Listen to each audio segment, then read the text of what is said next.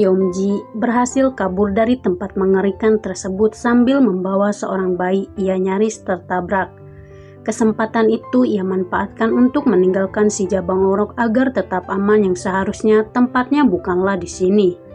Dalam keadaan gelisah, Yomji meminta Nenek Baekju untuk secepatnya pergi meninggalkan tanah kelahirannya, karena dunia ini diambang kehancuran oleh Gungtan. Cukup mengejutkan, Nenek Baekju tidaklah marah sama sekali terhadap pengkhianatan yang dilakukan oleh Yomji.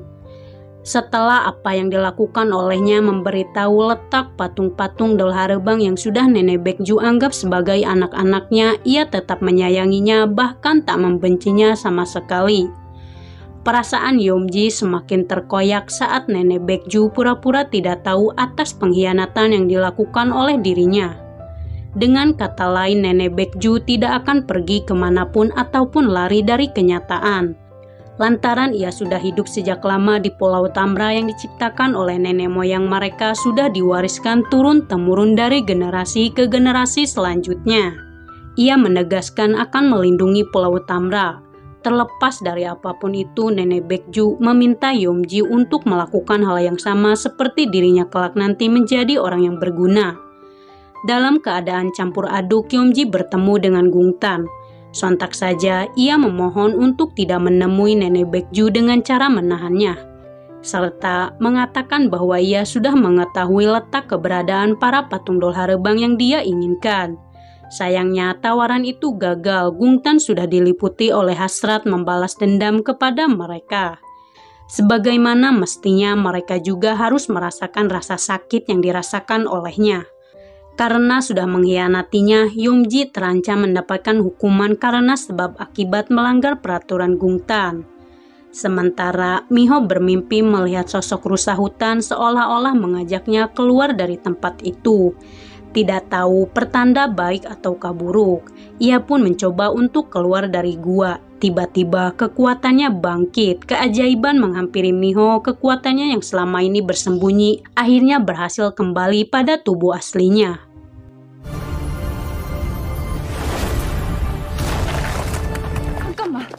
잠깐만, 아니 좀. 네가 사라지는 게 싫어.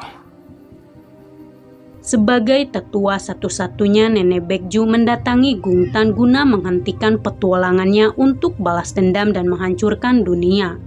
Hal tersebut mengancam nyawa keduanya ketika Gungtan tidak bisa diluluhkan oleh siapapun termasuk Nenek Baekju. Pikirannya sudah ditutupi kekuatan jahat yang sudah melebur dari dalam tubuh Gungtan, didukung sepenuhnya oleh sekte Insan Adiwidya. Beruntung, John akhirnya sampai ke tempat mereka walau harus berjuang keras untuk melacak lokasinya. Gungtan tidak merasa terancam sama sekali oleh seorang pemburu iblis. Justru ia meremehkannya karena merupakan seorang manusia biasa yang tidak sebanding dengannya. Perkelahian pun tak terhindari.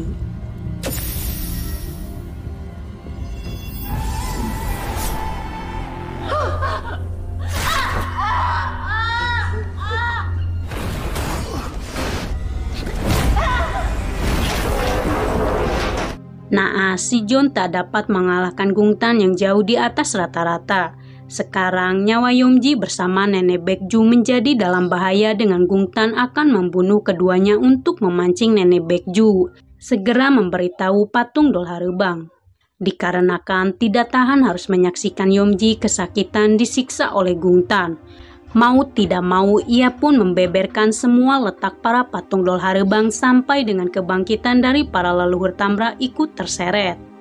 Setelah misinya berhasil, Gungtan tidak membiarkan Nenek Baekju untuk hidup. Ia tetap melukainya di depan Yomji. Kekacauan dirasakan oleh Pan. Ia segera pergi untuk memastikan semuanya. Tapi sebelum itu, Pan telah menyegel Miho untuk tidak keluar dari area tersebut agar tetap aman. Setibanya, ia cukup terkejut melihat si John tergantung dalam keadaan tertusuk yang menembus batas tubuhnya. Sudah dipastikan kondisi si John sangatlah kritis, diambang kematian. Pada akhirnya Nenek Baekju pun meninggal. Di dunia lain, Nenek Baekju mendatangi Pan untuk memberikan informasi yang penting, bahwasannya satu-satunya orang yang bisa menyelamatkan Miho adalah Pan. terkuak mengapa Miho tak bisa menguasai kekuatan dari Wonjeong, ada satu yang kurang di mana Miho belum sepenuhnya pulih. Membangkitkan sebuah perisai batu. Dikatakan bahwa inti sihir dari Wonjeong berpindah tempat pada tubuh Pan ketika Pan menusuknya tanpa kesengajaan. Kemungkinan besar sekarang inti sihir dari Miho menjadi tidak sempurna disebabkan pecahannya berada di mata Pan. Namun yang terjadi, Pan tidak dapat hidup lagi, ia terancam akan kembali binasa. Di waktu yang bersamaan, Miho didatangi oleh sosok Wonjeong asli mengatakan rahasia yang seharusnya diketahui oleh Miho. Jika ia ingin membangkitkan kekuatannya, ia harus menemukan pecahan inti sihir dari dalam tubuh Pan. Dan kebenaran mulai berangsur-angsur terungkap jika alasan Pan dan Miho tak bisa bersama. Karena kondisi Pan yang akan semakin memburuk jika terus-menerus berada di dekat Miho, dampak dari pecahan permata milik Wonjeong. Mendengar hal tersebut membuat Miho merasa tidak sanggup untuk melakukan hal semua ini. Ia akan bertekad semampunya menggunakan permata sebelahnya, guna mempertahankan hidup Pan agar tetap hidup di dunia panah. Walaupun ia harus menghilang, Miho akan korbankan. Yongji diliputi perasaan bersalah terus membelenggu dirinya. Ia pun meminta Pan untuk membunuhnya saja lantaran tindakannya telah merugikan semua orang termasuk sekelilingnya. Alih-alih merasa marah atas pengkhianatannya, Pan memaafkan perilaku buruknya. Ia meminta Yongji untuk berjanji sebagaimana ia hidup bersama nenek Baekju. Semua yang sudah terjadi tidak bisa dihentikan lagi. Jalan satu-satunya adalah melawan kaum iblis untuk menyelamatkan dunia yang diambang kehancuran.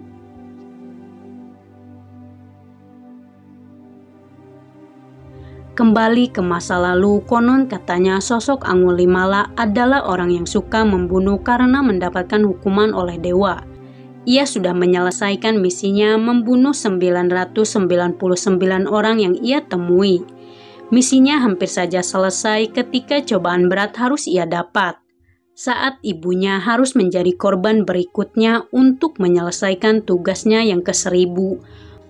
Ia pun menjadi dilema antara menyelamatkan ibunya ataupun bertentangan dengan tugasnya. Kemudian Buddha menghampirinya untuk menghentikan aksinya. Atas peristiwa itu ia pun mendapatkan cemoohan dari orang-orang. Bahkan ia masuk ke neraka karena perbuatannya. Dengan kata lain, Miho seolah-olah memberikan pencerahan jika yang dilakukan oleh keduanya telah melalui cobaan bagai neraka. Jauh lebih menyiksa dari yang pernah manusia biasa. Peter Jang kembali pada setelan awal menjadi seorang pemburu iblis. Ia akan memulai balas dendam kepada kaum iblis untuk melindungi kaum manusia termasuk Miho. Menggunakan senjata itu, ia akan segera pergi melakukan tugasnya. Tidak lupa peluru-peluru tersebut sudah dilengkapi dengan air suci untuk membinasakan para iblis nafsu yang bengis. Diiringi oleh doa-doa, Peter Jang memohon perlindungan kepada Tuhannya, agar semua yang dilakukannya berjalan dengan lancar. Begitu pula dengan kondisi John segera dipulihkan. Bak tersambar petir, keajaiban pun mendatangi si John.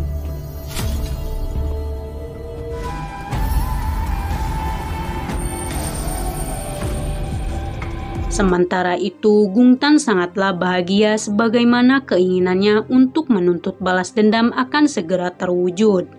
Semua kaum iblis sudah sepenuhnya dibangkitkan. Gairahnya semakin kuat untuk menghancurkan mereka semua yang sudah membuat dirinya menjadi seorang monster. Kengerian melanda Miho, ia nyaris menjadi santapan iblis kanibal.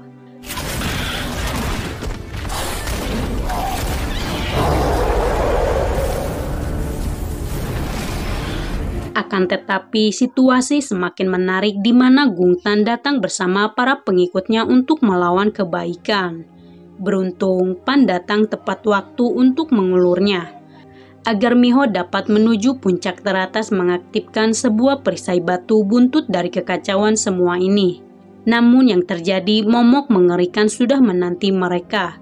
Di luar dugaan, Gungtan memanggil semua pengikutnya untuk melawan mereka. Puluhan iblis nafsu tak terhitung jumlahnya mulai menebar teror untuk membunuh mereka. Karena tidak sebanding dengan jumlah kaum iblis, mereka semua sangatlah kewalahan melawannya. Jumlahnya yang semakin banyak, Miho, Pan, dan Peter Jang harus terluka dalam perkelahian tersebut. Tiba-tiba John datang menyelamatkan Miho dengan titanya adalah seorang pemburu iblis melindungi sosok reinkarnasi dari Won Jeong. Sehingga Miho dapat pergi ke puncak untuk menyegel kaum iblis. Sekarang kondisi si John sudah sebanding dengan sosok manusia setengah iblis. Kekuatannya yang jauh lebih besar ketimbang mereka dapat membinasakan kaum iblis. Ia semakin percaya diri dengan kekuatan tersembunyinya berhasil aktif. Tak dapat diremehkan lagi oleh Gungtan karena John yang sekarang bukanlah John yang dulu. Ia lebih kuat dan berstamina untuk membinasakan Gungtan bersama pengikutnya.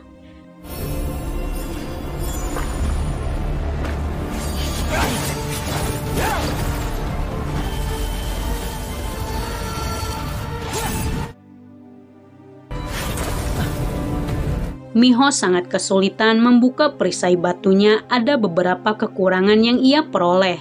Tak mampu langsung mengaktifkan sebuah perisainya. Walau sudah banyak belajar, tetap saja kekuatannya tak dapat muncul dengan sempurna. Mengetahui hal tersebut, Pan berusaha keras untuk menerobos sebuah batas penyegelan Miho yang sedang serius memulihkan kekuatannya. Untuk membangkitkan perisai batunya guna mengurung para iblis di luar sana termasuk Pan. Tak peduli dengan situasi sekarang, Pan semakin keras kepala menembus batas kekuatan dari Won Jeong. Pada mulanya, Miho akan berjuang sebisa mungkin untuk tetap bertahan membangkitkan kekuatannya yang tidak sepenuhnya bangkit. Tapi karena rasa cinta yang terlalu besar kepada Miho, Pan memilih untuk melindungi kekasihnya. Pan memberikan serpihan permata untuk melengkapi tugas Miho menjadi seorang penyelamat manusia dari berbagai sumber kejahatan. Sudah waktunya Pan beristirahat dengan tenang. Ia kembali lagi ke bawah untuk melawan saudaranya yang berpihak kepada kegelapan dan terjerumus ke lubang hitam. 한낱 인간 세상을 떠도는 유령일 뿐이야.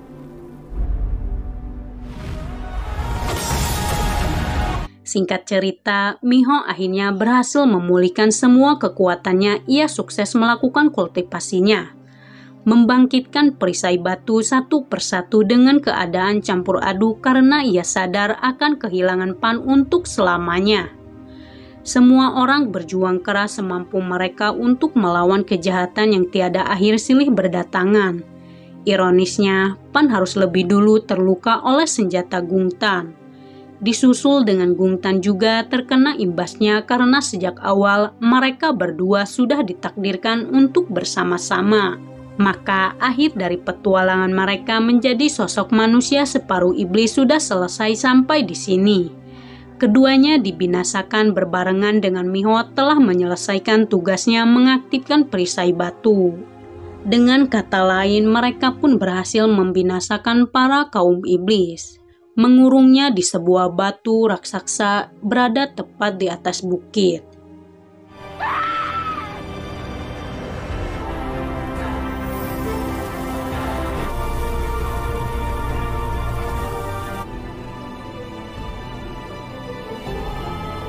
Di balik misi mereka yang telah sukses, terdapat beberapa orang merasa kecewa.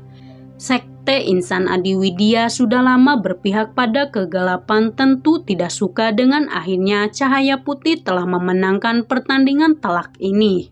Ketua sekte mengutus anak buahnya untuk menemui Yomji. Mereka sudah mengantisipasi akan terjadinya semua ini. Oleh sebab itu, mereka akan mengutus Yomji untuk menjadi penerusnya melanjutkan misi mereka. Dalam bawah sadarnya, Yomji berhasil menemukan sebuah senjata yang bertuliskan ukiran nama Baek. Sekte tersebut adalah orang yang lama telah menyelamatkan Pan bersama Gungtan dari kebakaran di masa lalu. John kembali ke Italia menjadi seorang tukang ruqyah mengobati salah satu orang yang sedang kesurupan. Tetapi hal mencengangkan harus didengar olehnya. Si lelaki mengatakan kalau semua itu hanyalah sebuah permulaan. Momok mengerikan akan kembali datang lebih dahsyat dari dugaan mereka yang tidak dapat dihentikan. Miho akhirnya bisa menjalani hidup sebagai mestinya menjadi seorang manusia. Karirnya semakin melonjak tajam, ia pun diangkat jadi presiden di perusahaan ayahnya. Tak jauh berbeda, Miho merasakan sesuatu yang besar akan terjadi dengan ramalan dari John semakin dikuatkan. Apakah mereka akan kembali berpetualang melawan kegelapan yang lebih besar tak bisa diprediksi akan keberadaannya? Sekarang Miho bersama John tidak lagi takut dengan ancaman apapun. Misinya adalah menyelamatkan dunia dari kehancuran lebih cepat dari pergerakan lawannya. Terima kasih buat kalian yang sudah menontonnya sampai habis. Sampai jumpa di video selanjutnya.